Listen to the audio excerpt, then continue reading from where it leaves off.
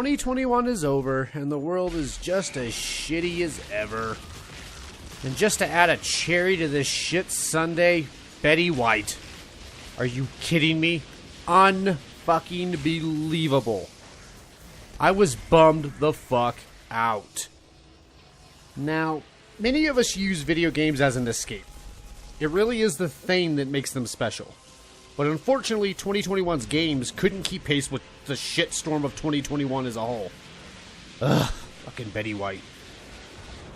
However, there were some bright spots. It's 2021's top 10 games of the year. As always, I must have played and beaten the game for it to qualify, and also, I do not count December games. I don't believe they get a fair evaluation time, and I don't want to rush through a game not giving it a fair shake. So this goes from December 2020 to November 2021. So, sorry, Halo. Okay, here we go with some honorable mentions. I apologize. I'm sorry. I fucked up already. I know. I just never got around to playing this co-op sensation. Fuck, I even bought it. I just never got around to it. And no, not because it's co-op. I have friends. Ask your mom. Turns out, the joke is on me, though, as I missed out on some fun co-op puzzle gameplay and a very engaging and heartwarming story. Ugh! I can just see my friend Ben now. Game of the year, baby! Shut up, you Metroid whore. Turns out it may be the best 2D Metroid ever. Awesome combat mixed perfectly with nostalgia. Maybe I'm the whore.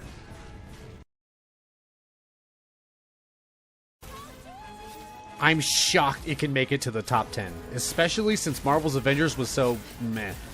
But there's enough good with Guardians to crack the top 10. The big thing is the story.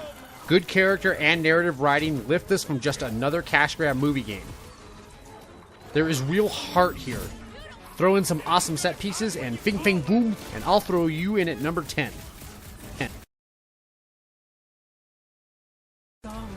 I really had no idea what to expect when I loaded up Returnal for the first time. I sure as hell did not expect a roguelike with this much money thrown behind it. But here we are.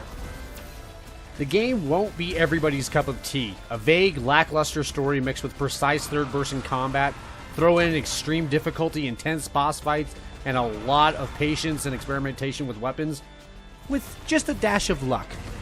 All of which will be needed to beat this fucker. I mean, I beat it, but don't compare yourself to me. It's just not fair. You know, I've always enjoyed Far Cry for the open-world playground of destruction that it is. But I would not have given it top 10 kudos for a while, at least since Far Cry 4.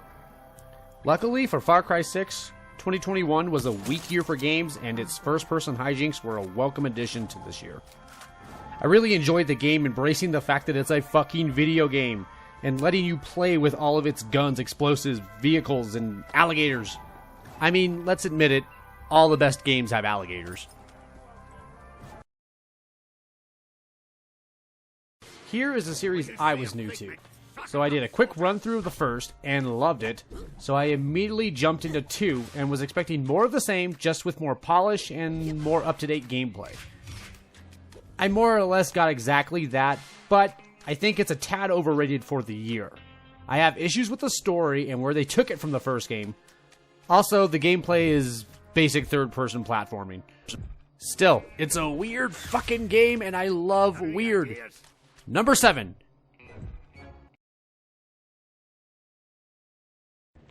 As you all may know, all my lists usually consist of one game that only I seem to get. Hello, Little Nightmares. I don't care, I'll be crazy, but the unsettling aesthetic was back to freak me out once again, and the bosses made me cake my fucking pants.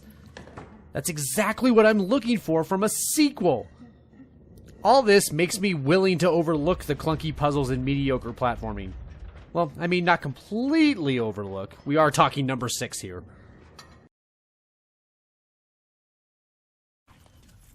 If you've seen my other video, shameless plug, you know I had problems with the new Ratchet, and I did my best to fix them, but you also know I was highly impressed with the game's visuals and set pieces. Not to mention the fucking story was so sad. But a good sad. And while I did have issues with the combat and weapons, it was definitely better than the average. So I guess number 5 feels just about right, actually. Right.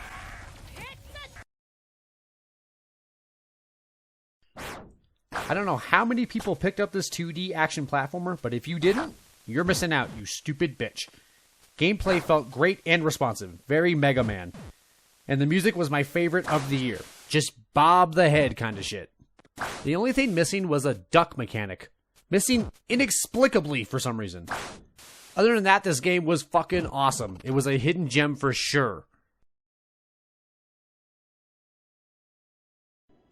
It's one of my favorite series, so I was immediately signed up for 3.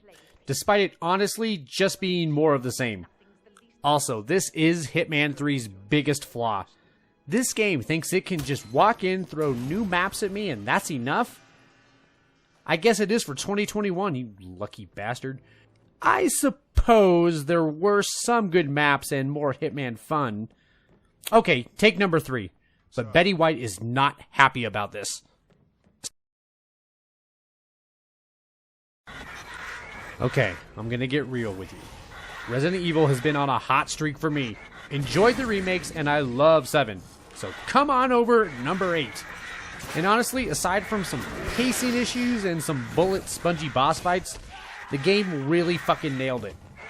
I loved exploring every inch that I could, and the semi-open world horror stuff was actually a lot of fun. The upgrades and weapon variety were also meaningful, mostly. And the character performances were spectacular. You know, the more I think about it, I did have a really good time. It's the only game I played this year that felt genuinely new. The structure and design of how the game works and how it doles out its narrative is unlike anything I've ever seen. I really was impressed. But that's not all! The game plays very well, and its open-ended gameplay lets you tackle many different scenarios in any way you want. Stealth, guns blazing, using the environment, or run like a bitch. It really is the only game that could earn that top spot. How'd I do? What was your game of the year? Let me know what you think in the comments, and I'll catch you on the next one, guys. Ugh, R.I.P. Betty. Hope 2022 is a sight better than fucking 2021.